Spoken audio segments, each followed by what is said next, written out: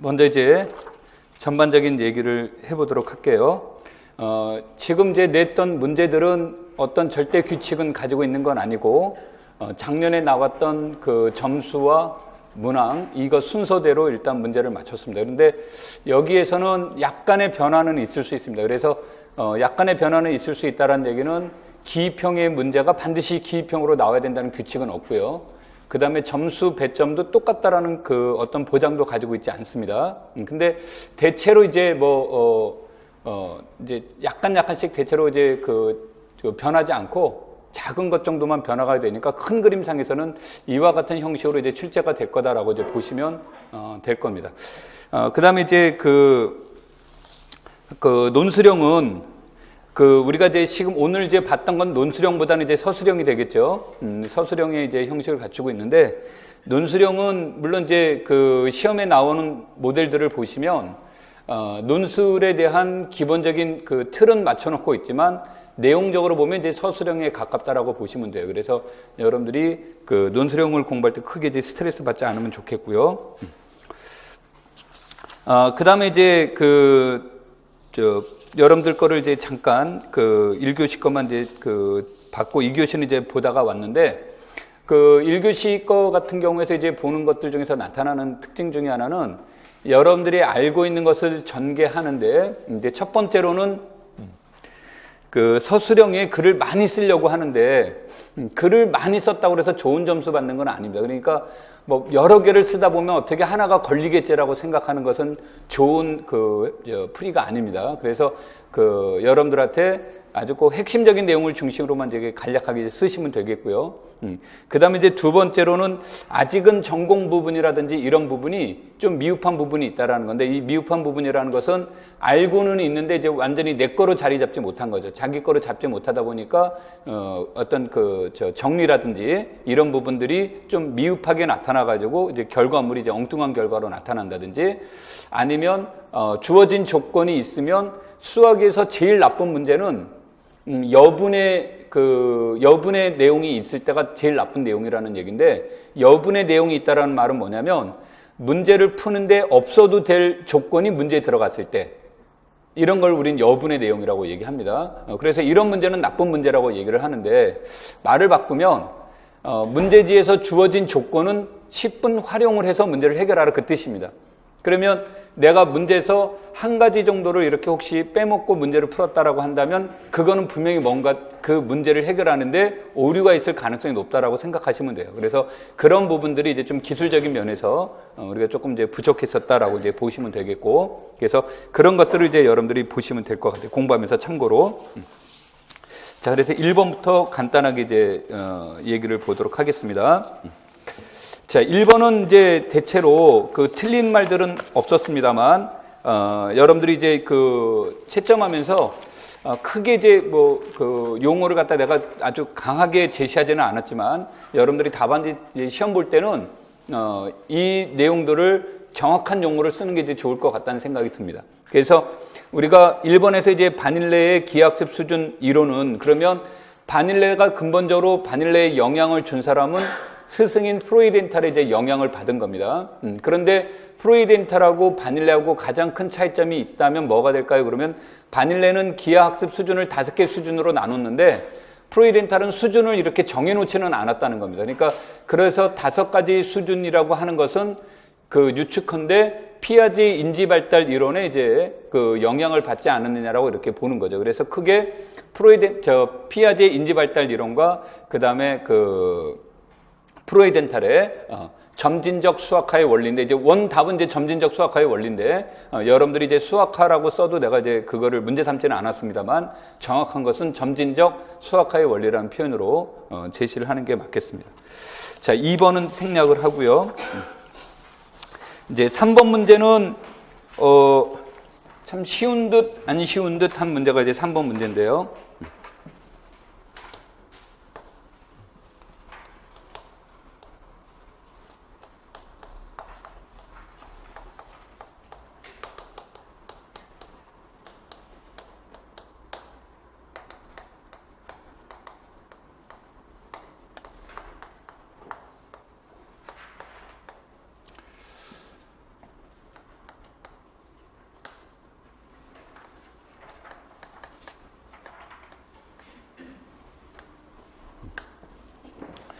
복소수는 이제 곱셈분이 되는데 알파 뭐 내가 위수라는 용어 따로 정의 안 해도 되겠죠.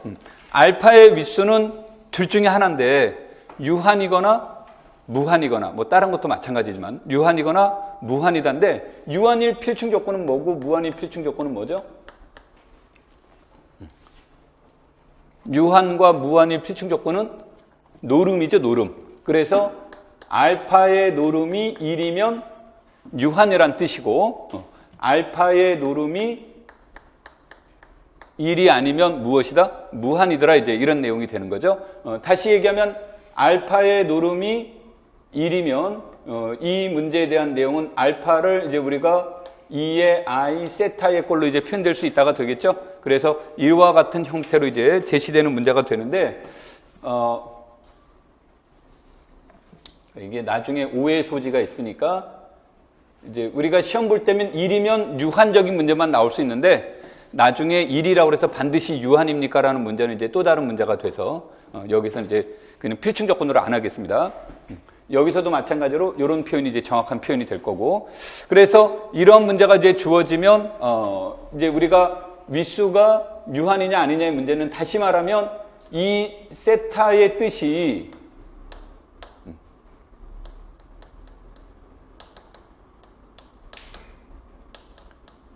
얘가 유리수 곱하기 파이의 꼴로 표현이 된다면 얘는 반드시 이제 유한이라는 얘기가 되겠죠. 그래서 이것의 이제 논리로 얘기가 되는데 여기에서 알파를 보시면 이렇게 나와 있는 거죠. 그러면 이것은 무엇을 얘기하는 겁니까?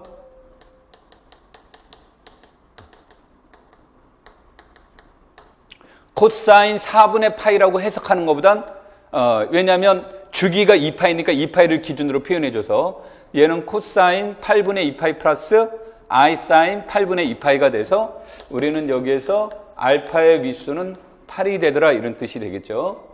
자, 그 다음에 이제 이 문제에서 두 번째 문제는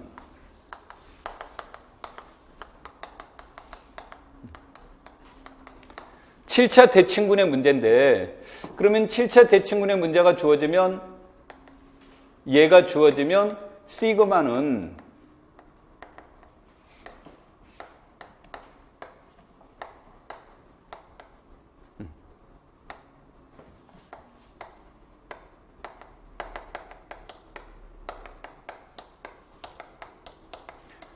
모든 치환은 반드시 서로소인 치환의 곱으로 표현될 수 있다가 됩니다. 그러니까 서로소인 치환의 표현으로 이제 이루어지게 된다면 이때 시그마의 위수는 뭐가 되는 겁니까? 시그마의 위수는 치환이 서로소라는 말을 바꾸면 교환 법칙이 성립하더라 그런 뜻의 문제가 되죠. 그래서 이런 문제가 주어지면 서로소라는 말 때문에 얘네가 강조되는 것은 타우 1의 위수, 타우 2의 위수, 타우 r의 위수의 LCM 문제더라 이런 내용이 돼요. 그런데 이 문제에서는 이제 항등치환은 위수가 몇입니까? 항등치환은 1이 되는 거니까 가능하면 이것을 맥시멈으로 잡아주려면 이 안에 무슨 치환은 없는 것이 좋아요? 항등치환은 없는 것이 이제 좋겠죠. 그 다음에 이 문제에서 본다면 그래서 이렇게 표현이 된다면 얘네들은 어떤 내용들이 있을까라고 한다면 얘네들을 하나로 잡는 경우 다시 말해서 이 문제는 R이 1인 경우, R이 2인 경우, R이 3인 경우, 뭐 해서 R이 몇인 경우까지 나올 수 있냐면 7인 경우까지 나올 수 있는데 사실은 7이라는 얘기는 전부 다 항등치환밖에 없어요. 그러니까 뭐 이건 별 의미가 없는 거고 그러면 이런 것들 중에서 R이 1이라는 얘기는 길이가 7인 무슨 치환이면 순환 치환이거나 아니면 길이가 6인 치환이거나 5인 치환이거나 이런 형태가 주어지는 거죠. 그래서 R이 1일 때 이것의 위수의 맥시멈은 7이 됩니다. 자, 그래서 이런 것들로 표현 주어졌을 때 얘네들은 어떤 모양이 제일 좋을까요? 라고 한다면 얘네들은 서로 가는데 가장 좋은 방법은 이것들의 계산 방법을 봤더니 LCM이 가장 큰 것이 무엇일까요를 따져보는 거죠. 그래서 3과 4, 이것의 길이는 3이고 이것의 길이는 4가 되니까 3, 4가 되고 따라서 시그마의 비수는 12가 되더라 그런 얘기도 있죠. 물론 여기에서 얘를 구하는 공식은 알려져 있지 않습니다. 그러니까 공식은 알려져 있지는 않지만 기본적으로 이와 같은 모델을 가지고 이제 풀어보는데 여기에서는 7차 대칭분 안에 주어졌을 때 여기에서 각 원소의 윗수 중에서 최대값은 몇이 됩니까? 그러면 12가 최대값의 문제가 됩니다. 이런 뜻으로 번역이 되는 겁니다. 그래서 이런 것들로 이제 여러분들이 7차 대칭분의 n차 대칭분의 문제들을 논의해 볼 수 있더라. 이런 내용이 이제 되겠죠. 자, 그래서 이제 7번 문제는 이제 그렇게 해줬더니 2를 더하면 얼마입니까? 그러면 20이라는 값이 나오는데 이런 게 이제 전형적인 기입형 문제에 해당이 됩니다. 그러니까 왜 전형적이라는 말을 하냐면 아까도 얘기했듯이 이것의 길이가 12가 최대가 되는 것을 설명하기에는 간결하지는 않습니다. 얘가 12가 되는데 이거보다 더 큰 것이 없습니다를 어떻게 설명해 나갈 것이냐라는 것을 본다면 이런 것을 그 좁은 답안지에 설명하기에는 어렵고 그렇다고 이것이 우리가 아주 높은 점수를 줄 만큼 그러한 문제입니까? 그러면 또 그런 문제도 아니고 이제 그런 문제가 주어졌을 때 전형적으로 기입형 문제로 어울리는 그러한 문제에 이제 해당이 돼요.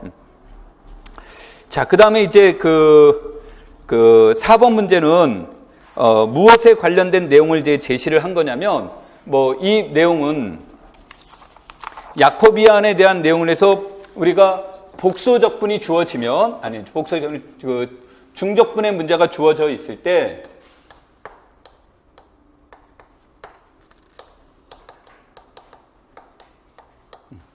이런 중적분의 문제가 주어졌을 때 이제 지금까지의 대체적인 문제는 지금 우리가 문제 낸 것처럼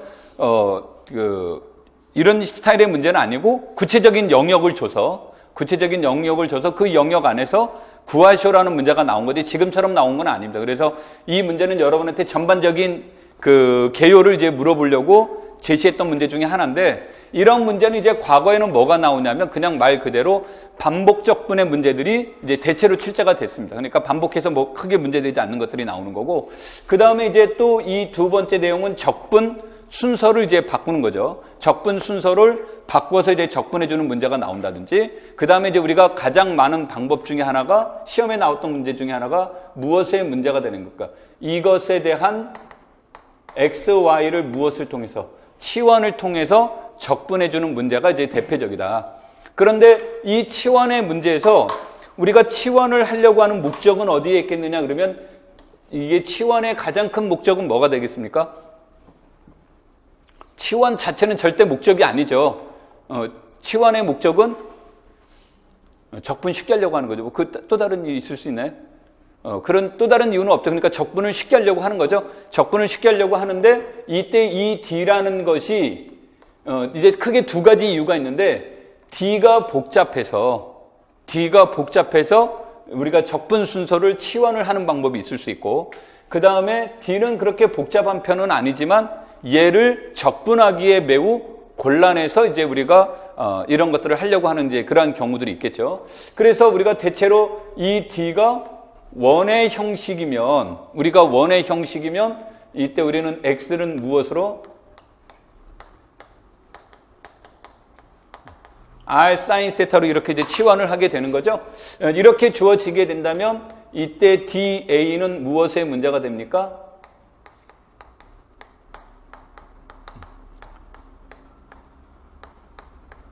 이와 같은 형태로 바뀌겠죠. 여기서 DA'이라는 것은 DR D세타가 됐건 또는 D세타 DR이 됐건 둘 중에 이제 순서의 문제가 되는 거니까. 그리고 우리는 여기에서 절대값을 붙이는 이유는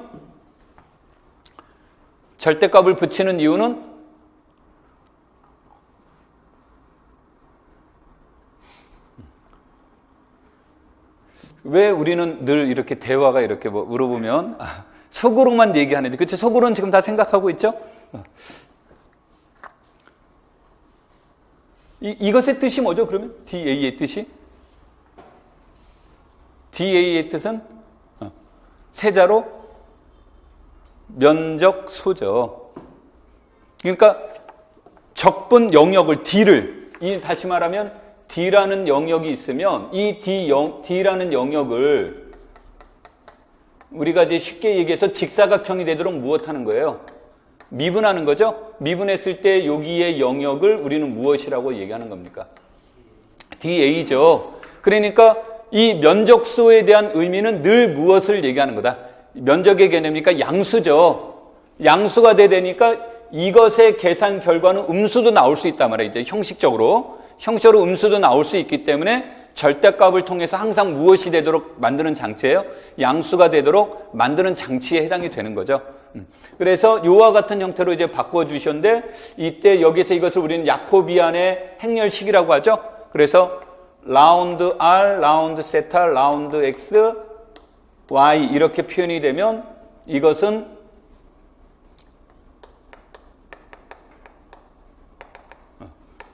행렬식이에요. 행렬식의 문제인데 요것의 뜻은 X는 무엇을 말하냐면 1행, 얘는 2행을 뜻하는 겁니다. 그러니까 분자는 라운드 X 이렇게 2행은 라운드 Y 이런 뜻을 의미하고 1열은 분모의 1열은 라운드 R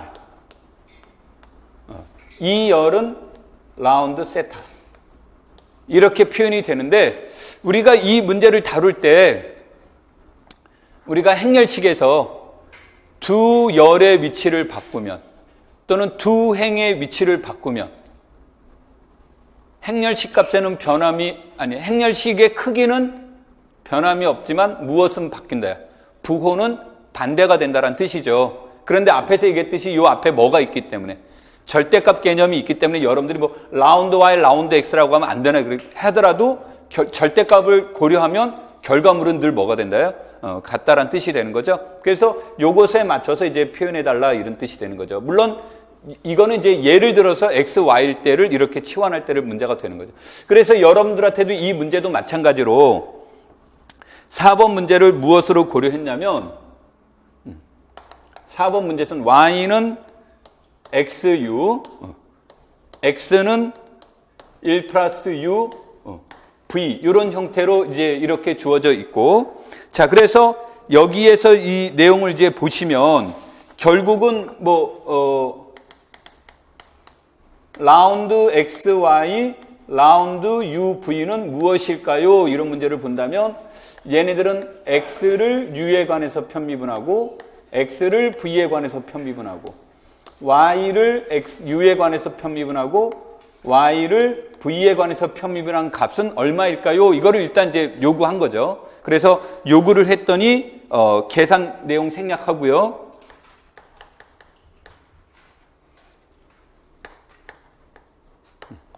V가 나오더란데 이게 나중에 모르니까 여기다가 절대값 기호를 이렇게 붙여서 나온 겁니다. 오케이? 그래서 이렇게 주어진다면 그 다음에 인테그랄의 문제가 나오면 X 자리에 fxy니까 X 자리에 뭐가 들어가야 됩니까? X 자리에 들어가야 될 게 여기에 들어가는 거죠. 그 다음에 Y 자리에 들어가면 Y는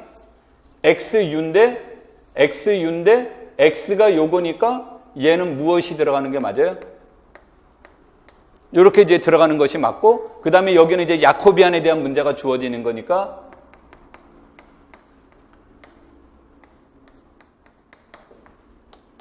이런 뜻이 되는 건데 여기에서는 문제는 이제 이 문제를 여러분들이 U에 관해서 먼저 적분할래 V에 관해서 먼저 적분할래에 따라 내용이 달라지겠죠. 그래서 이 내용을 내가 U에 관해서 적분하겠다 V에 관해서 적분하겠다는 것은 상황에 따라 이제 달라지는데 뭐 여기서 봤더니 얘를 V에 관해서 먼저 적분하자. 그러면 이제 V에 대한 영역의 문제가 되겠죠. 그럼 여기에서 V가 나와 있는 요거를 보면 이런 형태가 되는데 사실은 여기에서 이 문제를 다룰 때 U가 무엇이 아니라는 것이 전제가 깔려야 돼요. 이렇게 바꾸고 싶다면 이게 디파인이 되려면 U가 몇이 아니어야 됩니까? 마이너스 1이 아니어야 되겠죠? 자, 그런데 여기에서 X가 몇에서 몇까지 움직였냐면 주어진 문제가 X는 0에서 무엇이었습니까? A였죠. 그러니까 X가 0이면 V는 0 이렇게 나오는 거죠. 그 다음에 X가 A면 V는 어디까지 가는 겁니까? 1 플러스 U, A에 대한 내용까지 이렇게 전개가 된다. 오케이? 그 다음에 이제 여기에서 그 다음에 무엇에 관해서 적분하라는 게요? U에 관해서 이제 적분하시오 이런 문제가 되겠죠? 그래서 U에 관해서 이제 적분을 하게 되는데 여기에서는 이제 문제에서 논의할 때는 여기에서 이제 논의할 때는 참고를 해야 되는 것은 U는 이미 요게 이루어진 이후에 무엇에 관해서 얘기하는 거예요? U에 관해서 접근하는 거죠. 그러니까 V는 상수로 나와야 돼요. 그러니까 만약에 물론 그렇게는 안 나왔습니다. 여기에 여러분들이 V에 관한 식이 나왔다. 그러면 그건 무조건 어디선가 잘못된 겁니다. 그러니까 반드시 여기에 대한 내용은 상수 개념이 나와야 되고 V에 관한 식이 절대 나오면 안 되더라 이런 뜻이 되겠죠. 자, 그래서 여기에서 살펴보니까 Y는 몇에서 움직였냐면 Y는 문제가 뭐였습니까? Y는 0에서 Y는 X였죠. 그래서 Y는 0 그러면 U는 0이 되는 거죠. Y는 X 그러면 U는 1까지는 가더라 이런 뜻이 되겠죠. 그래서 U의 영역은 U와 같은 형태로 바뀝니다라는 뜻으로 문제가 이제 제시가 되는 겁니다. 그래서 여러분들이 이렇게 바꿔주는 것들이 여기서의 문제의 핵심이었는데 이 실제 시험은 아마 이렇게는 안 나올 겁니다. 그러니까 실제 시험은 UV가 구체적으로 아마 여러분들한테 이제 제시가 될 거고요. 그 다음에 이제 뭐 여러분들한테 더 좀 머리 아픈 문제를 나온다면 이런 스타일의 문제가 아니라 U는 뭐 X, Y에 관한 함수, V는 X, Y에 관한 함수 돼서 얘네들을 다시 재치환시켜주는 문제까지 논의한다면 조금 더 머리 아픈 문제가 되겠죠. 근데 일반적으로는 이제 이와 같이 순서를 바꿔주는데 여기에서 여러분들한테 얘기하고 싶었던 거는 요 문제를 처리하는 거 하나고, 요 문제를 처리하는 거고, 그 다음에 적분 구간을 어떻게 이제 설정할 것인가의 문제, 이런 것들을 여기서 이제 논의해보자가 여기 이제 주요 목적입니다. 그리고 실전 문제는 여러분들한테 이렇게 강요하지 않습니다. 강요하지 않고 여러분들이 주어진 곳에서 X와 Y의 관계를 U와 V의 관계로 여러분들이 스스로 찾아서 바꾸는 유형의 문제가 더 많이 나올 거고요. 그 다음에 이제 우리가 가장 널리 알려진 문제로는 아까도 얘기했던 D가 무엇일 때? 원일 때. D가 원일 때. 이런 것들이 이제 가장 대표적으로 잘 알려진 이제 그런 문제에 해당이 됩니다. 자, 그래서 그런 것들을 이제 가벼운 마음으로 체크해 보자 그런 내용이었고요. 자, 그 다음에 이제 8번 문제로 넘어갑니다. 이제 중간에 안 한 이유 중에 하나는 해설도 잘 들어가 있기도 하지만 대체로 여러분들이 잘 해결도 됐고, 하는 문제들도 있고 그래서 나는 못 푸는데 물론 그런 분들도 있을 수 있지만 이제 대체로 이제 그런 형태가 돼서 그래서 이제 제시를 해봤습니다. 8번 문제로 넘어가죠.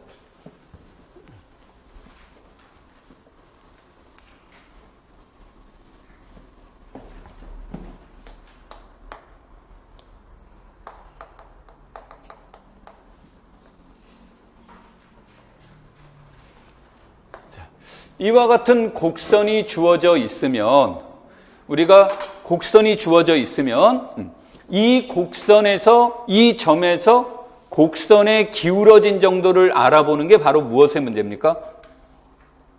곡선의 기울어진 정도를 알아보는 게 곡률의 문제가 되겠죠.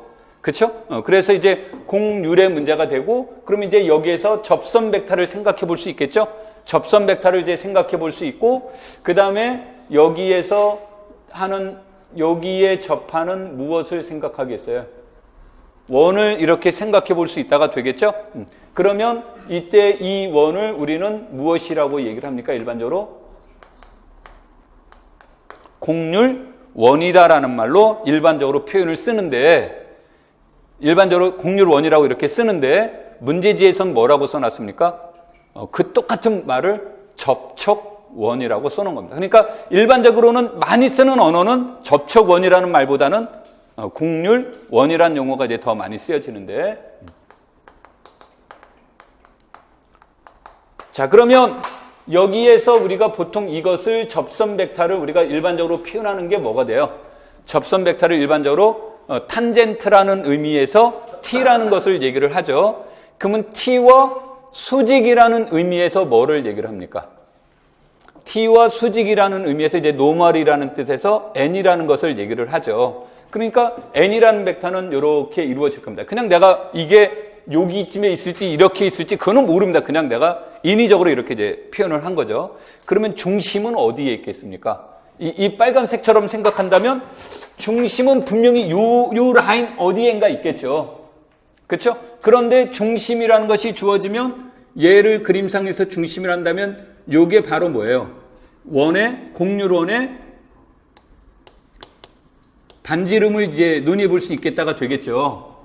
그렇죠? 그러면 공률원의 반지름은 무엇을 얘기를 하는 겁니까? 공률이, 이 그림은 이제 공률이 0이 아니니까, 평평하지 않으니까 공률이 그림상에서는 0이 아니죠. 그러면 공률원의 반지름은 뭐예요? 공률분의 1의 문제가 되겠죠. 공률과 공률원의 반지름은 무슨 관계가 되니까?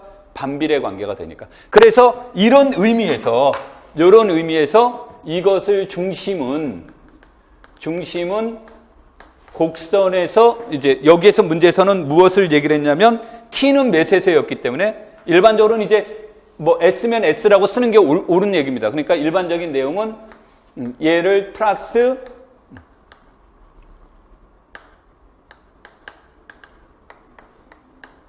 이것을 지칭하는 거죠. 중심이. 그런데 이 문제는 t가 몇일 때를 얘기를 한 거예요? t가 0일 때를 얘기를 한 거죠. 그래서 t가 0일 때를 얘기한 거니까 0에서의 공률분의 1의 노름을 얘기하는 거죠. 요 벡터를. 그러니까 그것이 이제 여기 안에서 여기에 있는 내용을 얘기하는 겁니다. 그런 뜻의 문제로 얘기가 됩니다. 그러니까 저 문제만 알고 있으면 뭐 이 문제를 풀이하는 건 이제 별로 어려운 문제가 아닌 거고. 그래서 이런 것들을 이제 생각해 보는 방법이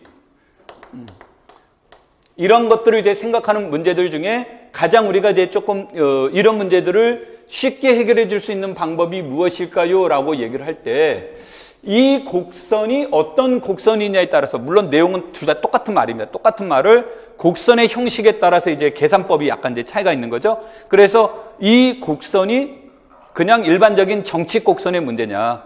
이제 우리가 정칙 곡선이란 말은 그냥 쉽게 얘기하면 미분 가능하고 그 다음에 미분 개수가 0이 아닌 거죠. 물론 저기서 미분 개수로 해서 스칼라로 나오는 건 아니지만 그래서 이제 스칼라 개념이 아니다 보니까 노름이 무엇이 아니다? 0이 아니다라는 말로 쓰는 거죠. 그래서 그 두 가지 조건을 만족하면 우리는 그러한 것을 정칙 곡선이라는 말을 이제 쓰는 것이 있고 또 하나는 이 곡선을 정칙 곡선의 문제로 이제 다루지 말고 얘를 그 호에 대한 매개 변수로 바꾸어 보자. 그것을 갖다가 우리가 일명 뭐라고 얘기를 합니까? 단위 속력 곡선의 이제 문제냐. 그래서 이게 이제 일반적으로 단위 속력 곡선의 문제냐, 아니면 단위 속력 곡선이 아닌 정칙 곡선의 문제로 이제 논의하느냐. 이런 것에 따라서 물론 다 이론적으로는 똑같지만 이제 계산 중간에 나가는 계산 방법이 뭐다? 차이가 있더라. 이제 이런 문제가 되겠죠? 자, 그러면은 단위 속력 곡선이라는 것은 문구에서 잘 나타나 있는데 단위는 크기가 몇이란 얘기예요? 1인데 속력이 몇이란 얘기야? 속력이 1이라는 얘기죠. 그러면 속력은 무엇을 의미하는 겁니까? 속도의 크기를 말하는 거죠. 속도는 곡선을 미분한 것을 우리는 무엇이라고 한다요? 속도라는 말로 쓰는 거죠. 그래서 위치 벡터, 위치 곡선을 미분한 것의 크기가 1이면 무엇에 관계없이 t라는 값에 관계없이 항상 1이 되면 우리는 그러한 곡선을 무엇이라고 한다? 단위 속력 곡선이라는 말로 이제 사용을 하는 거죠. 근데 이 단위 속력 곡선은 어떤 관점에서 얘기하냐면 t와 거리의 문제를 이용하면 그러면 호에 의한 매개화로 만들어주면 그 정칙 곡선은 늘 무슨 곡선으로 변화된다가 돼요? 단위 속력 곡선으로 이렇게 변화가 되는 겁니다. 그런데 이제 출제하는 분들은 그 두 단어를 동시에 출제한 적도 있고요. 그러니까 단위 속력이라는 언어적인 요소로도 출제된 적이 있고요. 아니면 단위 속력이라는 용어는 아예 처음부터 이렇게 쏙 빠져 있고 호에 의한 매개 변수 방정식이 주어져 있을 때 하고 이렇게 출제될 때도 있어요. 근데 둘 다 우린 단위 속력 곡선의 문제구나 이렇게 이제 해석을 하시면 됩니다. 자, 그러면 이제 여기에서 얘를 우리는 베타라고 표현을 편의상 이렇게 얘기할게요.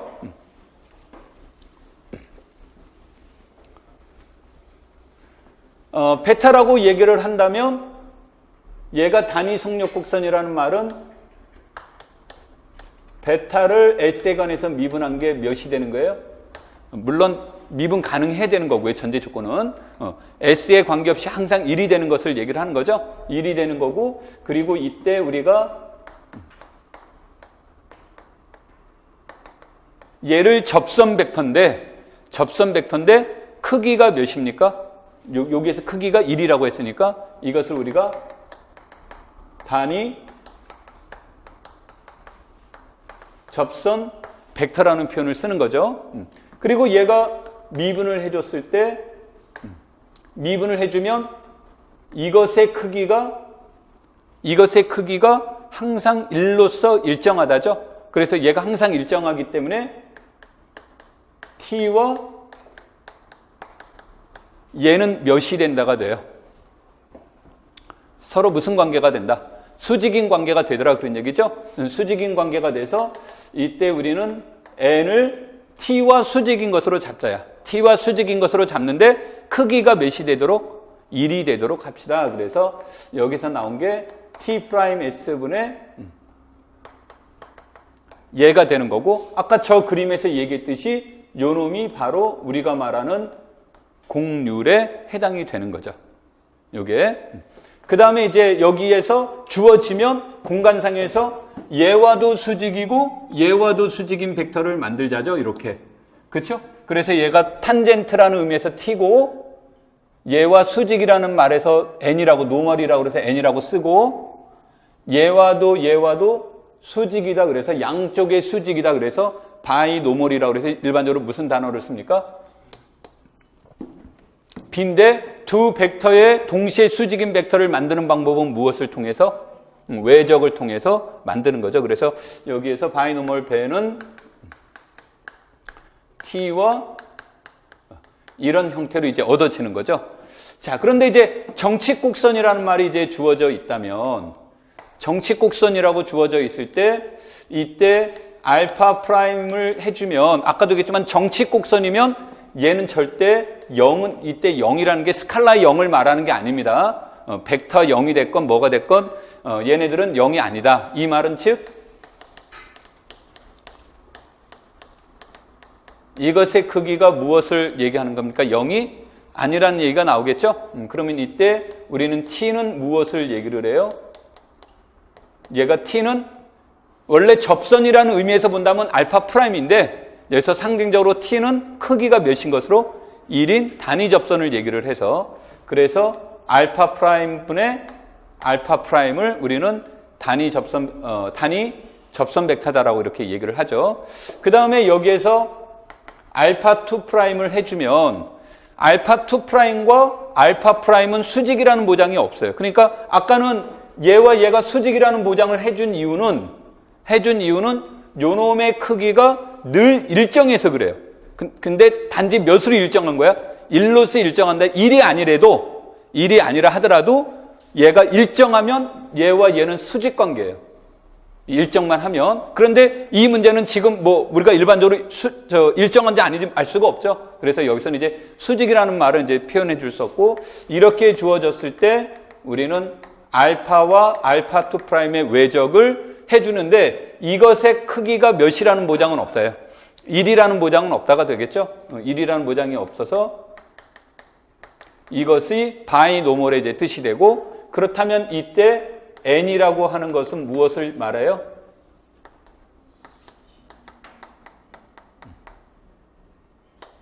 이것의 외적이 바이노멀에 해당이 되겠죠. 됩니까? 그런데 이제 일반적으로 이게 벡터가 이제 요렇게 됐는데 얘하고 수직이에요. 요 라인만 볼게요. 요건 면은 안 보고요. 요렇게 보면 얘가 수직이죠. 그런데 이게 이렇게 가도 수직이지만 반대 방향도 뭐가 돼요? 수직인데 여기서 그 방향성은 그렇게 강조하지는 않습니다. 그러니까 크기가 1이고 수직이라는 것에 이제 그 초점을 둔다야. 그래서 이렇게 되는데 우리가 이론적으로 이제 TMB의 개념을 따져준다면 내가 이것 때문에 얘기했는데 TB를 해도 수직이에요. TB를 해도 수직인데 우리가 이제 방향성 TMB의 문제로 본다면 그 B by T를 해줘야 이제 N에 대한 개념이 나오겠죠. 오케이? 그래서 이제 이렇게 구해진다. 그러니까 이 문제는 봤더니 문제의 뜻은 뭐가 되는 겁니까? 문제에서 본다면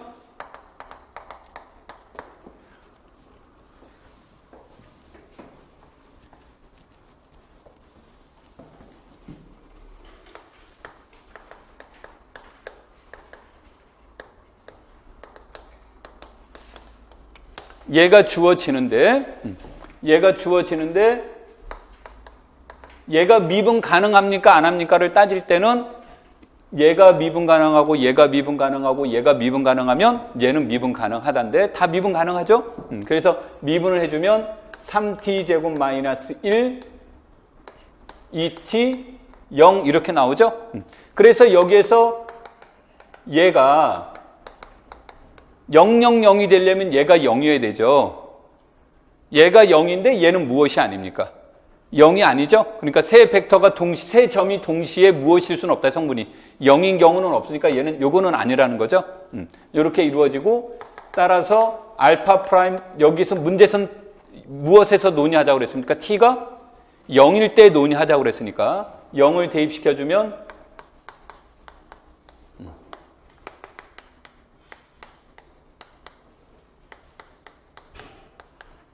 얘 문제가 나오겠죠? 크기가 1이니까. 그 다음에 이제 두 번째, 얘를 미분해주면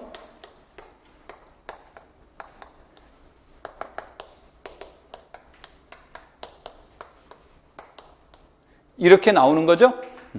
그래서 얘는 알파와 알파2 프라임의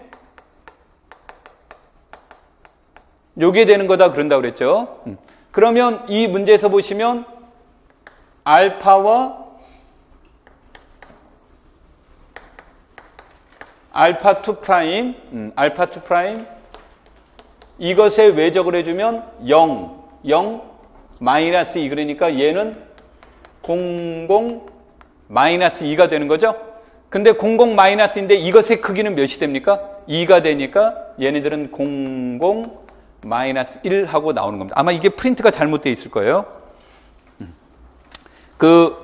프린트물에서 동그라미 3번을 보시면 알파와 알파2 프라임의 외적은 00 마이너스 1로 되어 있죠. 00 마이너스 1이 아니라 00 마이너스 2가 맞는 겁니다. 그리고 크기도 1이 아니라 몇이 돼야 되는 거예요? 2가 돼야 되는데 그래서 이것은 이렇게 나온다로 나오는 겁니다. 그러니까 그거는 이제 그 계산 오류가 있으니까 수정을 하셔야 되겠죠. 됩니까? 그래서 이렇게 이제 이루어진다가 되죠. 자, 지금 잠깐 내가 방향을 잠깐 다른 데로 놓쳐가지고 다시 원래대로 갈게요. 문제에서는 지금 뭘 구하려고 그랬죠? 공률 원의 방정식을 구하시오 이 문제였죠? 그래 지금 내가 이거 비교하다가 지금 그쪽을 잊어버려서 잠깐 이제 우리 다시 원래대로 넘어갈게요. 자, 그러면 여기에서의 공률은 요거였죠. 요게 공률이었죠? 그렇다면 여기에서의 정칙 곡선에서의 공률은 무엇을 얘기를 합니까?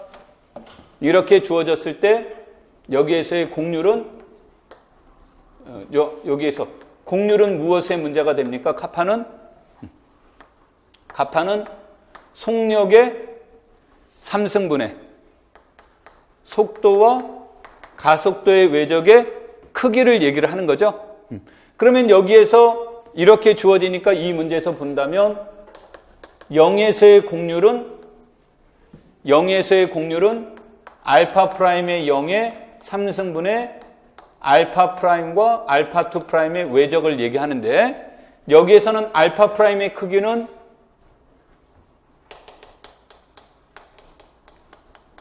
1이었죠. 그 다음에 이것의 크기는 2가 되니까 얘는 공률은 몇이 나오는 게 맞습니까? 2가 나오더라 그런 뜻이 되겠죠.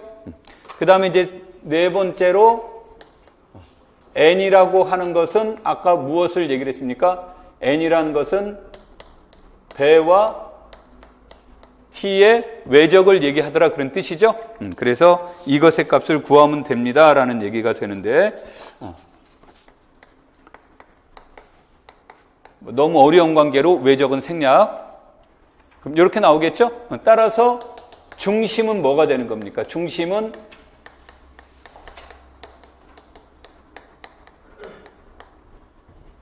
얘가 된다고 그랬는데 다시 말해서 알파에 0을 대입시키면 몇입니까? 0, 0, 0이 되겠죠? 그 다음에 카파는 2가 나왔죠? 그러니까 얘는 2분의 1에 0, 1, 0. 그래서 공률호는 x-0의 제곱. y-1의 제곱 이런 형태가 되겠죠? 그 다음에 여기서 z의 값은 항상 성분이 뭐가 됩니까? 0의 문제니까 이것의 값은 몇이 되는 거? 1이 되는 것을 얘기하는 거죠. 그래서 이렇게 표현, 이게 아니라 곡률 반지름이 요거였으니까 이런 형태가 되겠죠. 그래서 이렇게 답을 쓰셔도 되고 x제곱 플러스 y제곱 마이너스 y는 0 뭐 이렇게 답을 쓰셔도 되고 어떤 형태가 이제 여기가 되는데 이 문제에다가 여러분들 중에 z는 0 이거를 써도 되고 안 써도 되고 문제는 영향을 미치지 않습니다. 되겠죠? 그래서 이런 문제가 나왔을 때 물론 교사임용 시험에서는 이제 이건 내가 낸 거기 때문에 이렇게 조금 어설프게 표현이 되어 있지만 실제 시험에서는 여러분한테 접촉원 구하시오라고 하고 그냥 무책임하게 시험 문제 내는 일은 없습니다.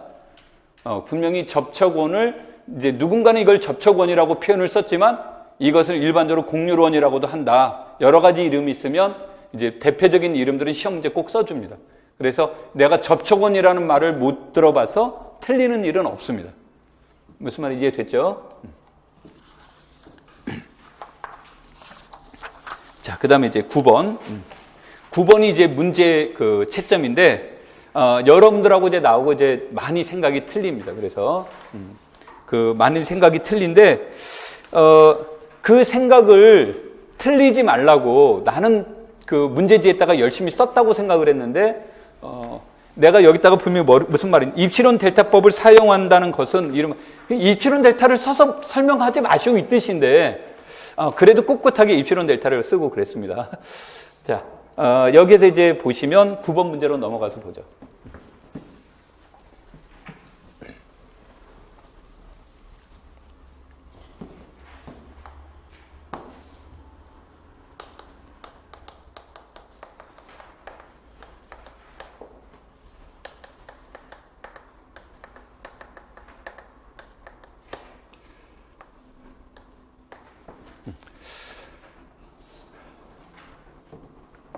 현대화 운동을 주도한 사람이 누굽니까?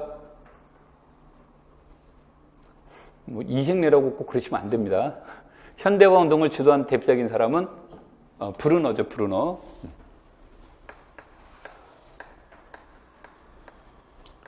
그렇죠.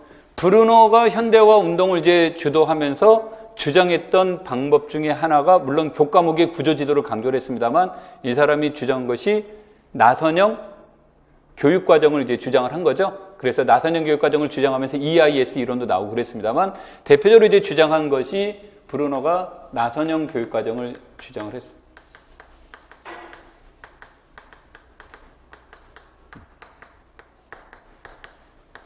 그래서 아마 나선형 교육과정 이렇게 이제 기억하시는 분들도 있을 거고 EIS가 부각돼서 EIS로 이제 공부하시는 분들도 있을 것이고 자 이런 형태가 주어지는데 이것의 핵심은 뭐예요? 나선형 교육과정의 핵심은 나선형 교육과정의 핵심어는 하향초등화죠. 하향초등화. 그러니까 브루너는 근본적으로 이 사람은 이제 수학이라는 것을 바라보는 시각이 수학은 완성된 지식의 산물이라고 이제 보기도 했고 또 하나는 이 사람은 수학을 받아들이는 것은 초등학생이 됐건 유치원생이 됐건 중학생이 됐건 고등학생이 됐건 대학생이 됐건 학자가 됐건 동일하다고 본 거죠. 단 다르다면 언어가 다르다라는 거죠. 표현 방법이 다르고 그래서 나온 게 표현 양식이라는 것을 얘기한 거죠. 그러니까 낮은 수준일수록 E, I, S에 대한 내용으로 가는 거죠. 다시 말하면 여기에 핵심어는 하향 뭐를 말한다요? 초등화를 여기서 얘기를 하는 겁니다.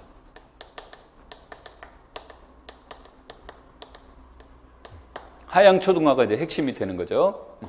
우리나라에는 언제 영향을 줬죠? 3차 교육과정에 대해 직접적인 영향을 줬고요.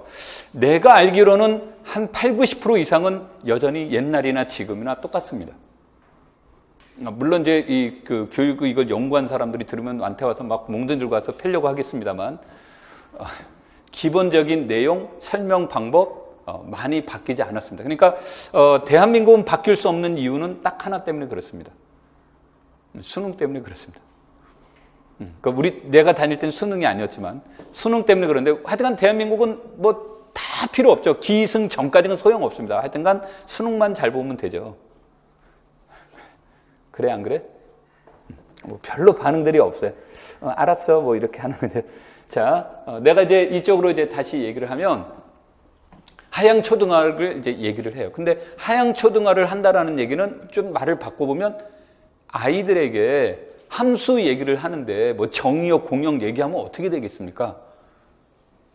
말 같지도 않는 소리 하고 있는 거죠. 그러니까 무엇으로 바꿔달라는 거예요. 애들 언어로, 애들이 이해할 수 있는 언어로 또는 애들이 이해할 수 있는 활동으로 바꾸자라는 논리죠. 그러면 하향 초등화를 시킴에도 불구하고 수학적 개념이 과연 변질되지 않을 거느냐 이런 얘기죠. 뭐 이것을 요즘은 교수학적 변환이라는 말로 많이 씁니다만 변질될 가능성이 상당히 많이 존재한다라는 얘기죠. 그래서 변질될 수도 있고 뭐 일부 영역은 변질되지 않을 수도 있겠고 그래서 이제 여하튼 하향 초등화가 되면서 나타나는 내용들 그리고 이 말 대신에 이제 나는 이걸로 여러분한테 설명을 했습니다만 이 말 대신에 요즘 이제 강조하는 내용으로는 학문으로 쓸 수학을 가르치고 배우는 수학으로 바꾼다라는 뜻에서 교수학적 변환이라는 용어로 이제 많이 쓰죠.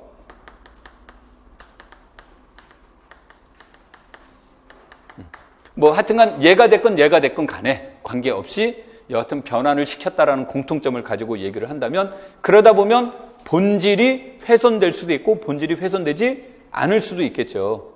그러면서 이제 여기서 나타날 수 있는 문제점들이 무엇일까? 그러니까 이제 이런 거예요. 우리가 보통 나는 영어 무지하게 못하니까 물어보지 마십시오. 영어 못하니까 영어 물어보면 안 돼. 그러면서 수업 시간에 맨날 영어 얘기해. 자, 내가 이제 무슨 말을 하냐면 영어 공부할 때 제일 싫었던 게 그 과거형 같은 거 할 때 뭐 규칙 동사, 불규칙 동사 뭐 이런 것들 나오잖아요. 그런데 우리 규칙 동사는 안 외우죠. 주로 외우는 게 뭡니까? 불규칙이죠. 근데 여기에서도 이제 여기서 얘기하려고 하는 것들도 뭐가 되냐면 본질이 변하는 것과 안 변하는 게 있을 수 있는데 안 변하는 건 그냥 자연스럽게 묻어져 가버려요. 그러니까 책자에 안 나온 거는 이제 뭐 심각성이 없는 거죠. 사람들이 심각하게 느껴지지 않는 건데 본질이 잘못 전환이 되면 심각한 문제가 이제 야기될 수 있죠. 그래서 보통 논문들은 잘 진행되고 있는 것보다는 잘 진행되지 않는 것을 중심으로 보통 논문들이 쓰여지고 그 다음에 책자로 많이 나오는 겁니다. 그러니까 그런 것들에 유의해서 지도해야 됩니다라는 얘기가 나오겠죠. 내가 이 얘기를 하는 건 여기서 문제는 9번 문제 하나입니다만 여러분들이 가르칠 때마다 느껴야 되는 건 이것의 문제예요. 그러니까 이런 것들 중에서 우리가 대학 수학하고 학교 수학하고 이런 게 제일 유사하게 제일 많이 나오는 데가 어디겠습니까? 뭐 미적분학이라고 얘기해도 되겠습니다만 대체로 해석학 영역이죠. 그렇죠? 그러니까 가장 큰 문제가 해석학이란 말이에요.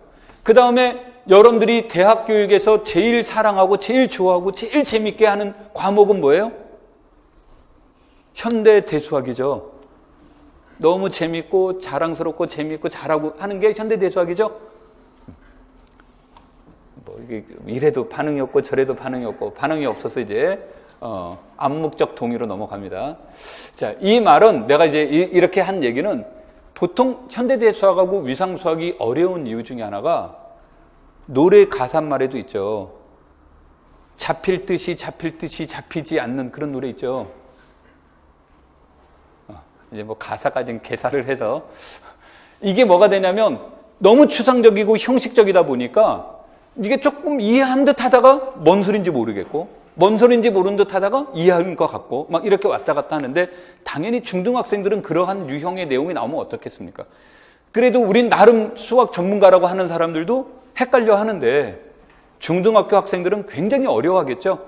그런 파트가 이제 우리가 보통 대수에서 연산 문제보다는 그 방정식이나 함수 문제를 표현하는 데서 문제들이 많이 발생될 수 있겠죠. 그러니까 그러한 것들은 그 교과 경론을 연구하는 사람들이 주로 관심을 갖는 것들 중에 하나의 대상이 된다. 그러면 그러한 문제들은 여러분들이 공부하면서 누가 시키지 않아도 자연스럽게 비교표를 만들어 놔야 된다. 그래서 비교표를 만들어 놔야 되겠죠. 이렇게.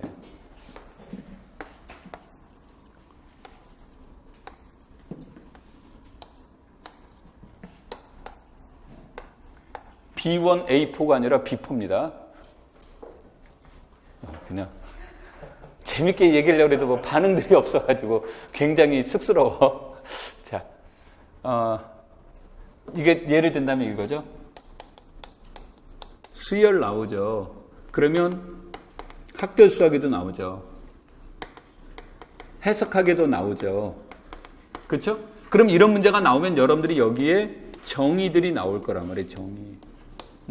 정의들이 나오게 되면 이런 문제가 나오면 이 둘에 대한 것들이 나오게 되면 또 이 안에서도 이 안에서도 또 구분들이 그 비교 대상이 나오는 것들을 여기다가 그 관점이 여기에서는 수열의 문제가 나오면 수렴성의 문제가 나오지만 학교 수학은 수렴하는 극한값을 구하는 게 목적이라고 한다면 해석학은 극한값을 구하는 게 목적이 아니라 그것을 분석하는 게 목적이 되겠죠. 그러니까 그런 비교 대상이 있으면 여기다 써놓으라는 얘기고요. 이렇게 둘을 비교할 수 있게끔. 무슨 말인지 이해됐죠? 그 다음에 여기에는 비고란을 둬서 문제점이 있다거나 유의점이 있다거나 또는 오류가 될 가능성이 있다거나 하는 문제들이 있으면 여기에다 써놓는 거죠. 오케이? 아니면 2015 개정교육과정에서 얘는 이렇게 바뀌었습니다. 라는 게 있다면 여기에다도 마찬가지로 무엇을 2009 개정과 2015 개정이 변화된 내용이 있으면 여기다 없는데 막 쓰면 안 되겠죠. 변화된 내용들이 있다면 그런 것들을 같이 여기다 써놓는 거예요. 그러면 이거는 내가 왜 B4라고 했는지 이해되겠습니까? A4에는 이거 쓰려면 글씨를 콩알만하게 쓰지 않으면 잘 안 보이죠. 콩알은 충분하면 되지. 깨알같이 쓰면 안 되죠. 그래서 저런 것들을 이제 큼직함하게 B4쯤에다가 이렇게 써야 쓰고 싶은 말도 쓸 수 있고 글자 활자체도 크게 만들 수 있는 거죠. 그래서 이렇게 하지 말고 옆으로. 그래서 종이 접어서 뭐 전철이나 버스 타면서 폈다가 폈다 이렇게 하기 쉽게. 이렇게 해서 자기만의 노트를 만들어 나가는 게 좋습니다. 9번의 수업 9번 문제를 냈을 때의 목적은 바로 그런 테이블을 이제 만들면서 공부해 보세요가 여기에 근본적인 목적이에요. 됩니까? 자, 그럼 이제 다시 이쪽으로 올게요. 문제로. 이제 우리 문제는 문제대로 또 따져봐야 되니까. 문제에서 이제 보시면, 함수의 극한과, 함수의 극한 그래서,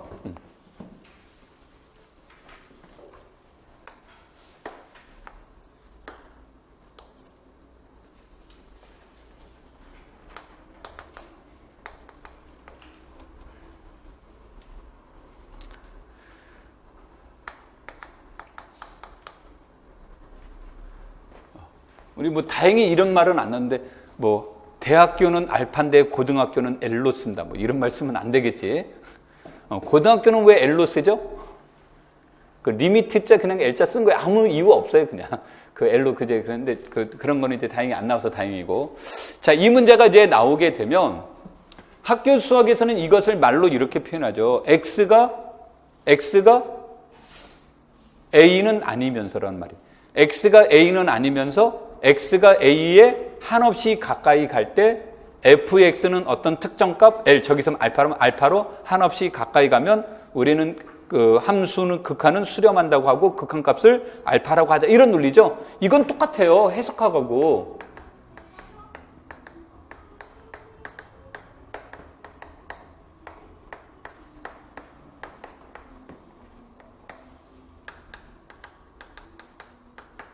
이 말이나 아까 우리가 말로 한 멘트나 다 똑같아요. 그러니까 이게 이제 전형적인 교수학적 변환인 거죠. 그런데 뭐가 다릅니까? 라고 한다면 고등학교는 그렇게 하고 끝나는데 해석학 책을 보시면 절대 그렇지 않습니다. 일단 정의역이 나옵니다. 함수의 무엇이? 정의역이 먼저 나온다라는 거죠. 학교 수학은 정의역 개념이 안 나와요. 근데 정의역의 개념이 나오는데 이때 제일 다른 건 정의역보다 더 중요한 말은 A가 뭐냐는 거예요. 여기는 A의 성격이 없어요. 근데 해석학에서는 A의 성격을 뭐로 둔다?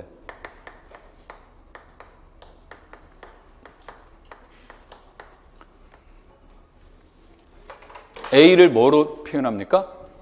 집접점이라는 말로 쓰죠. 그렇죠? 학교 수학에서는 저런 언어가 없습니다.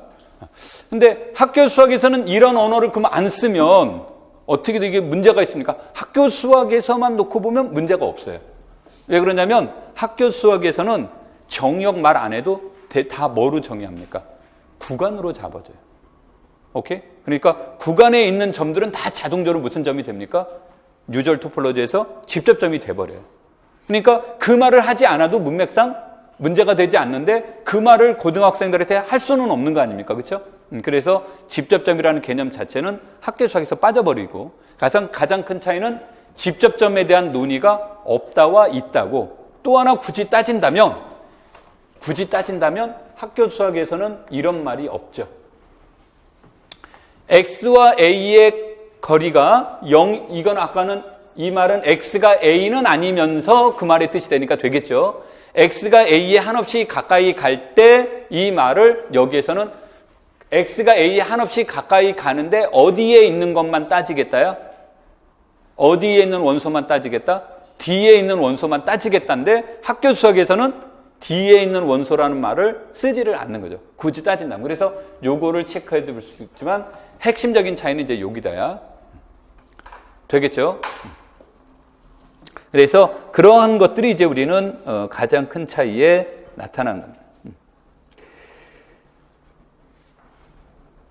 자, 2번. 현행 교육과정에서 이제 놓고 본다면 현행 교육과정에서 함수의 극한을 논의하려면 첫 번째 근본적인 조건이 뭐예요? 함수의 극한의 근본적인 조건이 F는 연속이라는 것을 전제로 깔기 시작하죠. 학교 수학은. 그렇죠? 그런데 이 문제는 분명히 0에서 뭐가 됩니까? 이 함수는 0에서 불연속이니까 학교 수학에서는 이런 문제도 안 나옵니다만 이건 이제 올바른 방법이 아니라는 거죠. 그러면 학교에서 연속이라는 전제에서 극값을 논의하는 것은 케이스 바이 케이스로 나누죠. 그래서 뭐가 나옵니까? 그 점에서 미분 불가능할 때와 연속인데 연속이면 둘 중에 하나겠죠. 미분 가능할 때와 뭐로 나옵니까? 미분 불가능할 때가 나오죠. 그러면 연속 함수가 미분 불가능한 점은 어떻게 생긴 겁니까? 뾰족하게 생긴 거죠. 이렇게 생겼거나 또 반대로 생겼거나 둘 중에 하나 모양이죠. 이런 것을 우린 첨점이라고 얘기하는 건데 그래서 미분 불가능한 점이 첨점이니까 요 점이나 이렇게 생긴 거나 근방에서 가장 크고 근방에서 뭐가 돼요? 가장 작으니까 극대 극소의 문제가 나오는 거고 두 번째는 얘가 뾰족하지 않고 부드러우면 무엇이 가능한 겁니까? 미분 가능한 것이 되면 미분 개수가 0이고 그러면서 좌우에서 무엇이 바뀔 때 부호가 바뀔 때 극값을 갖는다라는 말로 쓰죠. 그런데 이 문제는 아예 처음부터 무슨 문제이기 때문에 불연속이기 때문에 학교 수학에서는 연속에서 논의하는데 얘는 불연속이니까 일단 학교 수학에서는 이런 건 논의하지 않는다고. 그 다음에 이 문제에서 여러분들한테 내가 극값이라는 말을 쓸 때 혹시나 몰라가지고 내가 문제지에다가 진짜 유치하게 극대인지 극소인지 명확하게 밝히시오 그랬죠. 그렇죠? 그런데 낚싯밥에 걸린 거야 이제.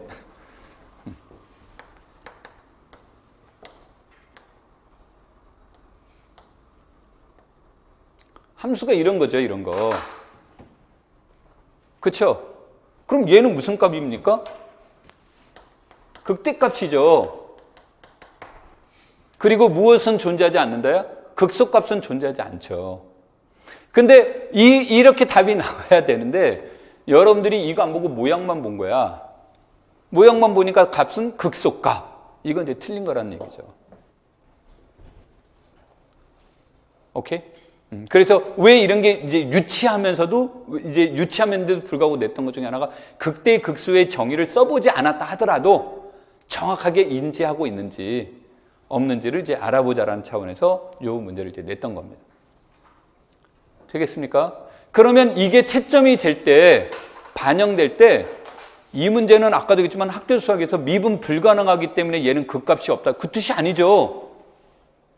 물론 미분 불가능하죠, 0에서. 그렇지만 0에서 미분 불가능하기 때문에 얘는 극값의 문제가 아니라 얘는 근본적으로 무엇이 아니기 때문에 연속이 아니기 때문에 불연속이. 그러니까 얘는 학교 수학에서 논의하지 않는 이유는 미분 불가능이라는 표현이 나오면 안 되고 어떤 표현이 반드시 나와야 된다요? 연속이냐 불연속이냐의 문제가 먼저 나와야 돼요. 근데 만약에 연속함수일 때라면 미분 가능하냐 미분 불가능하냐 게 2차적인 문제지만 이 문제에서는 나와야 될 언어는 미분 가능성 유무가 아니라 무엇의 문제가 나와야 된다요? 연속성의 문제가 나와야 되는 거죠. 그러니까 여러분들이 이제 답안지 쓸 때 이제 그런 근본이 뭐냐라는 것으로 체크해 나가는 거죠.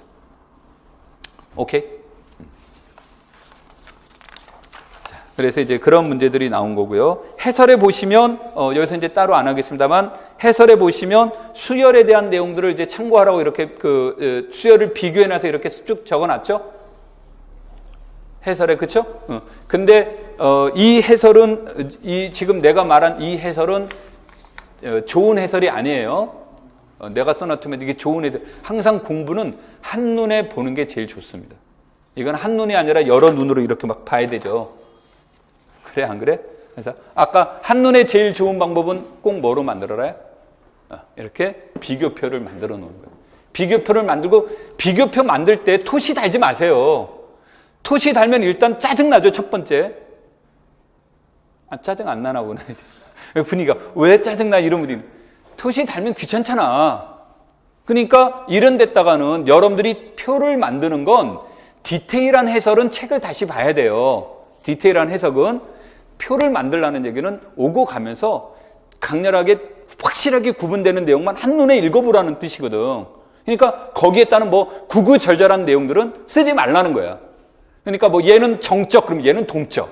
뭐 이런 식으로 딱 쓰면 알아서 이제 그 내용들은 책을 읽다 보면 그게 다 되어 있으니까. 그래서 거기에다가 뭐 이러이러한 이유로 얘네들은 정적이다, 얘네들은 이러이러한 동적이다. 그런 말 쓸 필요가 없다라는 거죠. 무슨 말인지 이해됩니까? 참 어렵죠? 내가 대답이 없어. 여러분들이 반응이 너무 뜨거운 관계로. 자, 10번 문제도 이제 간단하게만 얘기하겠습니다. 10번 문제를 이제 간단하게 얘기를 하는데, 이게 이제 내가 말 주변이 없어서 이제 글로 이렇게 쓰고 싶을 때 사실은 이제 뭐가 되냐면 두 교사의 대화 중에서 김 교사와 이 교사가 나왔잖아요. 그래서 이제 김 교사는 급진적 구성주의죠. 급진적 구성주의를 옹호한다라는 말을 급진적 구성주의라는 단어가 안 들어가고 급진적 구성주의가 된다라는 말을 강조한다라는 것을 문맥 안에 자연스럽게 넣어놓고 이 교사는 신문 활용을 강조한다라는 문장 안에 집어넣고 나서 이 둘을 가지고 시험 문제는 급진적과 NI 또는 이제 이 급진적의 특징 이렇게 이제 문제가 나오도록 하는 게 제일 중요한데 좋은데 글을 쓰다가 역시 나는 수학 교육이 내 전공이다라는 걸 느끼게끔 글을 잘 못 써서 그래서 이제 이상한 말 쓰니까 이제 아예 그냥 급진적 구성주의라는 말로 그냥 집어넣어 버렸습니다. 이제 여러분한테 혹시 잘못 전달될까봐. 근데 실제 시험은 그분들은 나보다는 전문가들이니까 이제 이 급진적이라는 단어는 안 들어가지만 문장 안에 이제 급진적이라는 개념이 들어가는 걸로 나올 겁니다. 자, 근데 여기서 이제 하고 싶은 것은 급진적 구성주의는 이것이 이제 우리가 구성주의가 나오면서 가장 화두가 됐던 것 중에 하나가 교사의 역할론이에요. 교사의 역할론인데 구성주의의 기본 철학은 뭐예요? 학습자 스스로가 구성하자가 기본 철학이죠. 그러니까 학생들이 지식을 구성해 나가는 건데 그럼 교사는 그럼 우리의 전통적인 방식은 뭡니까? 교사가 가르쳐 주는 거잖아요. 가르쳐 주는 건데 구성주의는 학생이 스스로 구성해 나간다는 뜻이거든. 그러면서 이제 교사의 역할론에 대한 문제가 제기가 되는 겁니다. 그래서 이 급진적 구성주의에서 교사에 관련된 내용을 할 때 답에 틀리는 말이 있어요. 절대 쓰면 안 되는 말. 교사가 가르친다. 교사가 지도한다. 이런 단어가 들어가면 안 되는 거예요. 그러니까 급진적 구성주의의 교사의 핵심적인 역할은 학생들이 구성할 수 있도록 교사가 지도한다가 아니라 교사가 안내한다, 교사가 조력한다라는 말로 들어가는 거죠. 그러니까 교사의 주된 역할은 안내자 또는 뭐가 나와야 돼요? 조력자라는 말이 들어가야 되는 거예요. 문장 안에. 그래서 문장 안에 마치 교사가 학생들을 지시한다든지 가르친다든지 하는 표현이 들어가면 구성주의의 철학과 맞지 않기 때문에 이제 자기의 의도는 그 뜻이 아니었음에도 불구하고 언어 표현이 그렇게 되면 그 표현은 이제 틀린 겁니다. 무슨 말인지 이해되겠죠? 그러면서 이제 그런 것들을 여러분들이 이제 유념해서 쓰시오라는 내용이 나오는 거고요. 그 다음에 참 제일 어려운 게 이런 겁니다. 이게 두 번째에서 신문 활용 교육에 대한 장점을 쓰시오 그랬는데 사실은 이게 제일 어렵습니다. 왜냐하면 여러분들이 막 쓴 장점을 굳이 따져보면 또 다 말 돼요. 창의성을 기를 수 있습니다. 그거 말 되고, 창의와 융합이요. 그것도 말 되고, 다 사실은 말 됩니다. 굉장히 말 되고, 또 논문들을 읽다 보면 내가 여기서 제시한 해설 말고도 또 다른 내용들도 나옵니다. 그래서 이런 말들이 이제 굉장히 어려운 말에 이제 속하는데, 우리가 보통 신문을 활용하려고 하는 가장 큰 이유 중에 하나는 뭐겠습니까? 신문을 활용하려고 하는 것 중에 가장 큰 이유는 흥미 유발이 가장 큰 이유죠. 그러니까 이게 이제 주변에서 있는 신문이나 이런 것들 중에서 아이들한테 이제 흥미를 유발시켜주는 것이 되면서 그거를 이제 기초로 수업이 그러면 수동적인 데서 뭐로 바뀌는 거예요? 그 흥미 있으면 하지 말라고 그래도 알아서 하죠. 그러니까 수동적인 것으로 무엇으로? 능동적으로 바뀌고 그리고 나서 관찰해 보니까 관찰을 해보니까 아이들이 이해도도 높아지고 문제를 해결하는 능력도 향상이 되고 수학에서 본다면 그러한 것을 수학적 기호나 언어로 무엇해야 돼요? 표현하다 보니까 의사소통 능력도 향상되고 뭐 이런 내용들이 여기서 이제 수학적인 것의 이제 특징들로 나타나죠. 뭐 교육학에서 뭐 다른 말을 한다 하더라도 내가 그것까지는 잘 모르겠습니다만 그래서 대표적으로 이제 그런 것들이 여기서 우리가 가질 수 있는 것이 돼요. 그래서 여러분들은 채점하면서 이렇게 했다가 뭐는 이제 좋은 점수를 안 줬냐면 그래서 읽을 때 원래 교사임용 시험도 마찬가지예요. 답안지가 이렇게 지금 내가 4가지를 썼죠. 4가지를 썼는데 여러분들의 쓴 답이 이 4가지에 없다예요. 그러면 틀렸습니까? 그러면 그런 뜻은 아니에요. 여러분들이 쓴 답안지에는 없지만 하게 되면 이제 출제자가 채점을 먼저 해봐요. 한 100명 정도 걸 채점을 하다 보면 100명 거 정도 뭐 우리 대한민국 지금 하는데 4천만이 넘는다고 그러죠. 지금 투표하는 분이 4천만이 넘는다고 그랬나? 4천만이 넘는데 여론조사 몇 명이에요? 1000에서 2000명 사이 하죠. 그거 가지고 대한민국 전체 4천만을 갖다 대표하는 거 아니야. 교사임용 시험 한 5,000명 정도 봅니까? 거기서 100명 거 나오면 15,000명 거 진짜 가면 99% 이상 답이 다 나올 거야. 그러면 이제 출제 한 분이 100명 거 정도 하다 보면 이 4가지 이외의 답들이 나올 거란 말이에요. 여러분 답지에서. 그러면 출제 한 분이 가장 전문가이기 때문에 요거는 맞겠다 틀리겠다가 나오면 그런 것을 이제 교육시키는 것들도 있고 또 그 다음에 출제자가 이제 답안지에 대한 내용을 했는데 아까도 얘기했지만 100명 거를 했더니 그 외에 답이 만약에 채점을 해보면 나올 수도 있겠죠. 그 100명에는 없었는데 그럴 경우에는 이제 채점하는 사람이 자의적으로 채점을 합니다. 자의적으로 채점을 하게 되는데 이게 점수의 편차가 2점 이상 나면 항상 재채점을 하게 돼 있기 때문에 뭐 그것 때문에 뭐 누구는 2점을 줬는데 누구는 0점을 주면 어떡하죠? 그러면 무조건 재채점입니다. 그러니까 그런 것에 대한 고민을 하지 않으셔도 되고 그때 되면 이제 아까도 했지만 답안지에 없는데 봤더니 이 사람의 답이 충분히 타당하다. 내 생각은 여기에는 없었지만 이 답안지의 답안이 충분히 타당하다고 판단이 되면 점수로 줍니다. 무슨 말인지 이해되겠죠? 그래서 그런 것들 가지고는 크게 고민 안 하셔도 돼요. 네, 그래서 아까 채점이 어렵다고 한 말이 이제 그런 겁니다. 그런 것에 대한 고민. 그 다음에 이제 또 하나는 무엇에 대한 내용이냐면 이런 문제를 쓸 때는 너무 두리뭉실한 답은 좋지 않습니다. 그러니까 구체성이 없는 거죠. 그러니까 이 말 쓰면 어디엔가 걸리지 않을까? 창의하면 뭐 어디엔가 당연히 걸리지 않을? 이런 식의 답이 나오면 이제 이런 것들은 이제 조금 좋지 않는 답이다. 이런 얘기가 됩니다. 그래서, 이런 내용들은 가능하면 자기 생각을 쓰는데, 자신감 있게 구체적으로 표현해 주는 게 좋습니다. 오케이? 자, 11번은 로체의 정리인데, 이 답이 맞으려면, 내가 해설에 다뤄놓은 답이 맞으려면 이렇게 나와야 돼요. 분모가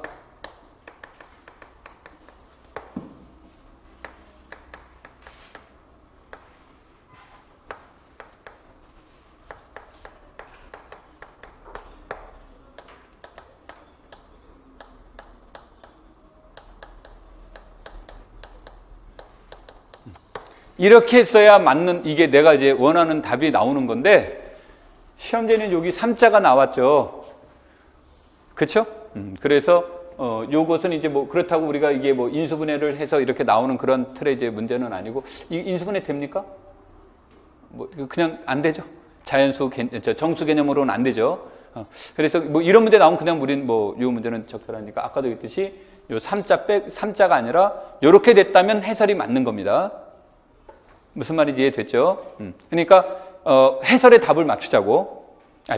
해설의 답을 맞추는 게 해설의 문제를 맞추자. 그래서 요 3자를 지우고 나서 이 문제를 이제 푼다라고 생각하시면 되고, 이렇게 주어졌을 때 이것의 근의 개수, 이것의 근의 개수를 Z, 얘를 우리는 P라고 한다면, 일종의 이제 극의 개념이죠?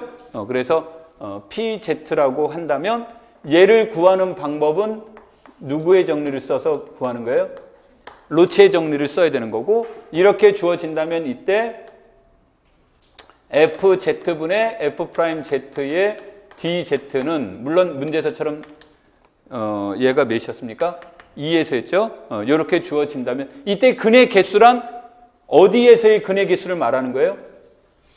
이 영역 내부에서의 근의 개수를 말하는 거죠? 근의 개수를 이렇게 구한다면 얘는 뭐가 됩니까? 이렇게 나오는 거죠. 그래서 이 문제를 풀 때는 여러분들이 얘나 구하는 원리는 뭐가 됩니까? 위에 거나 아래 거나 구하는 원리는 똑같죠. 뭐 계산만 틀린 거지 원리는 똑같죠. 그래서 이게 채점에 들어간다면 분명히 로치의 정리라는 말이 들어갔느냐 안 들어갔느냐가 중요한 포인트가 되고요. 그러면 이것을 구하든 둘 중에 하나를 선택해서 구하시면 돼요. 얘를 썼건. 그래서 이것 둘 중에 하나를 구하는 과정을 써주라는 거고, 뭐 예를 든다면 여기에서 보신다면,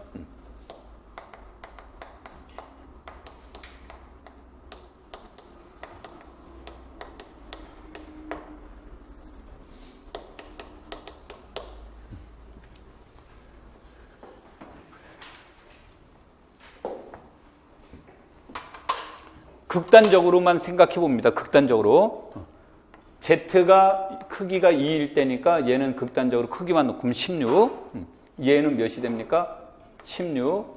얘는 극단적으로 4, 9, 36, 2, 1. 얘 더하면 32, 36보다 적죠?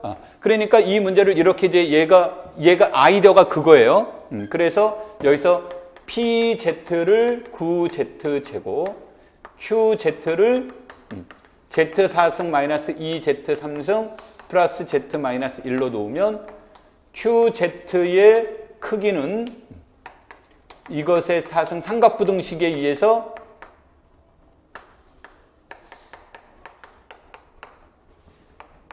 얘는 아까 35가 나왔나요? 35는 무엇보다?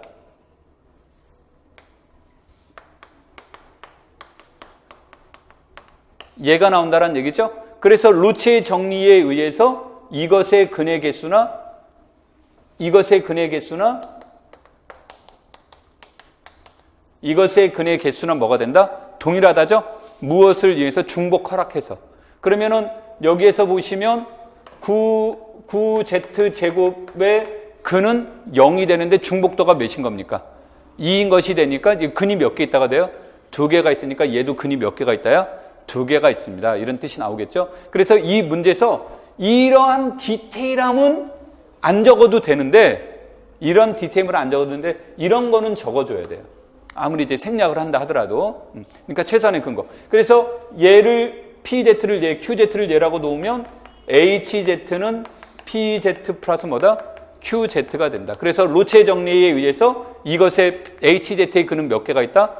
2개가 있다라고 나오는 겁니다. 이거 과정 안 썼다 하더라도 무슨 말인지 이해됐죠? 그래서 이런 문제가 나올 땐 이 표현보다는 요런 거, 그 다음에 여기에 들어가야 될 용어는 로체의 정리. 요게 들어간다라는 얘기죠. 그 다음에 또 하나 아까 들어갔을 때 이 공식은 무슨 정리예요? 평각의 원리 요 단어가 들어가요. 됩니까? 그러니까 채점하는 사람들은 이런 것들을 이제 보려고 하는 겁니다. 이런 원리에서 문제가 정상적으로 잘 해결되고 있는지 안 되고 있는지. 이제 뭐 그 답안지 공간을 해서 여러분들이 막 그 가끔 보면 뭐가 되냐면 칸을 여러 개를 나눠 거기다 억지로 이 과정 일일이 다 쓰려고 하는데 그 사람들 짜증내요 막.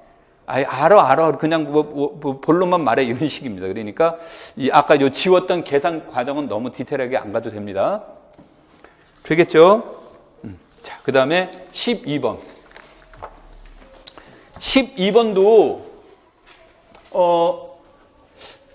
생각보다 이제 조금 여러분들이 그 디테일한 맛이 떨어졌는데, 아까 내가 이제 여러분한테 무슨 말을 했냐면, 여러분한테 얘기했던 것 중에 하나가 그 여분의 내용을 얘기한 적이 있죠. 그래서 우리가 여분에 대한 내용이 들어가는 문제는 나쁜 문제고, 그래서 보통 교사명 시험이라든지 좋은 문제들은 무슨 내용이 없다 그랬습니까?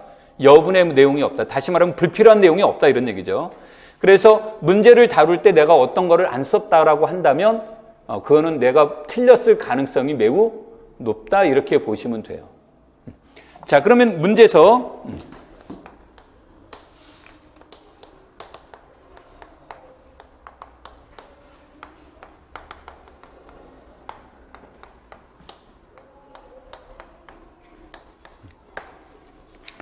X가 유한 집합이라고 한다면, 그렇죠?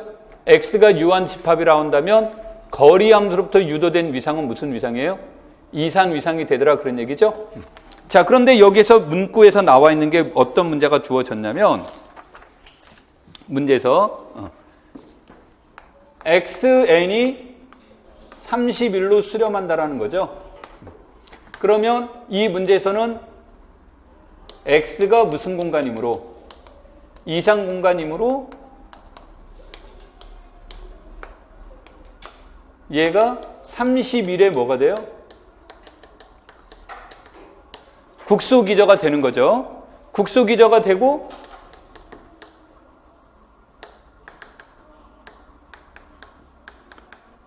얘가 이거라고 한다고 그랬죠? 그럼 이것의 뜻은 무슨 뜻이에요? 적당한 자연수가 존재를 해서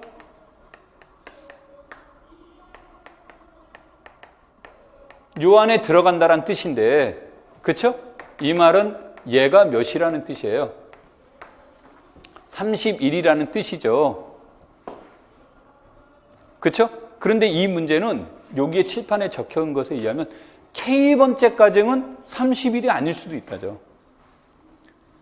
K번째 이후부터 몇이라는 얘기예요? 31이라는 얘기죠. 그럼 69번째가 K하고 69하고 논의한 적 있습니까? 없습니까? 여기에서 그러고 나서 문제에서 뭘 물어봤어요? 얘는 몇입니까를 물어봤죠. 근데 이것 가지고 얘를 어떻게 합니까? 알 수가 없죠. 안 그래요?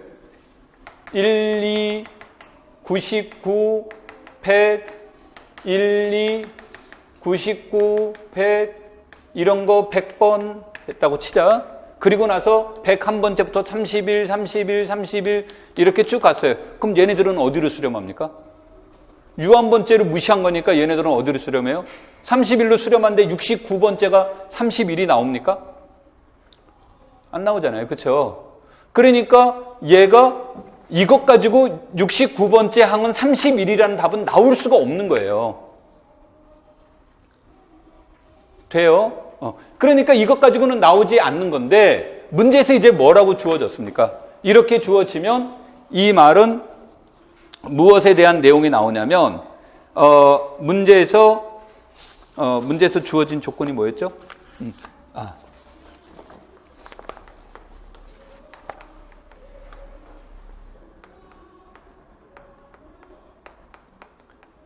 얘가 되겠죠. 그렇죠? 그때 이 K는 요 K를 쓴 거예요. 똑같은 K로. 그러면 쟤는 분명히 100K 플러스 69는 몇보다 큰 겁니까?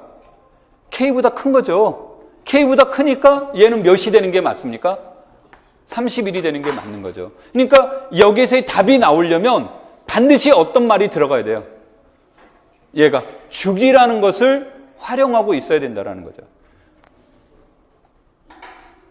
아마 나는 여러분한테 이 부분을 안 쓴 경우를 마이너스 0점으로 표현했습니다만 아마 거의 뭐 분명하자면 1점은 감점될 겁니다. 그 표현이 안 된 게. 만약에 이게 4점짜리 문제였다 그러면 1점 정도가 아니라 그보다 더 많은 점수가 감점될 수도 있습니다. 내가 문제지에서는 2점을 배점을 해놨기 때문에 거기에서 내가 이제 그 선택할 수 있는 것은 맥시멈 1점인데 그 문제들은 꼭 이런 것들은 반드시 적어놔야 됩니다. 됐죠? 자, 그런 것들이 나오고 그 다음에 얘는 두 번째로는 여기에서는 그 다음에 대한 내용은 되게 간단하죠. x의 원소가 몇이에요? 이때는 이미 x가 정해져 있죠. 원소가 몇 개로 정해져 있는 겁니까? 100개라는 것이 이미 정해져 있죠. 아닌가요?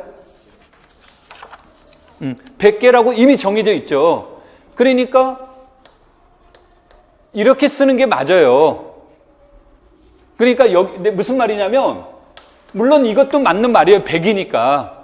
그런데 일반적인 내용을 할 때는 이거라는 거고 이 문제는 분명히 얘가 몇이라는 걸 알고 있으니까 그러니까 이때는 이 표현이 더 좋은 표현이에요. 그러면 원소가 2개 이상인 이산위상은 뭐가 된다요? 이것이고 x가 무슨 공간이기 때문에 이상 공간이므로 x는 무슨 공간이다? 비연결이다. 이렇게 쓰면 되는 거예요. 그러니까 여기에다가 이제 이런 설명은 안 중요해요. 그러니까 뭐가 되냐면 1은 얘가 그 유한 집합이므로 얘는 그 패집합이다. 그랬는데 이것의 여집합도 패집합이다. 또는 뭐 이것의 여집합도 열린 집합이다. A 싱글톤 셋 1은 열린 집합인데 이것의 여집합도 열린 집합이다. 이런 말들은 구구절절하게 안 해도 된다. 여기에서 이 문제에서의 핵심은 여러분한테 사실은 한 문제인 거죠. 이 문제는 한 문제는 뭐를 물어본 거냐면 얘가 무슨 위상입니까? 하고 물어본 거예요. 이산 이상입니까? 이게 문제의 핵심인 거죠. 그리고 나서 저거를 이용해서 나머지 문제들은 그냥 가볍게 해결해도 됩니다라는 문제의 뜻이 이 문제에 대한 해석이 되는 겁니다. 오케이.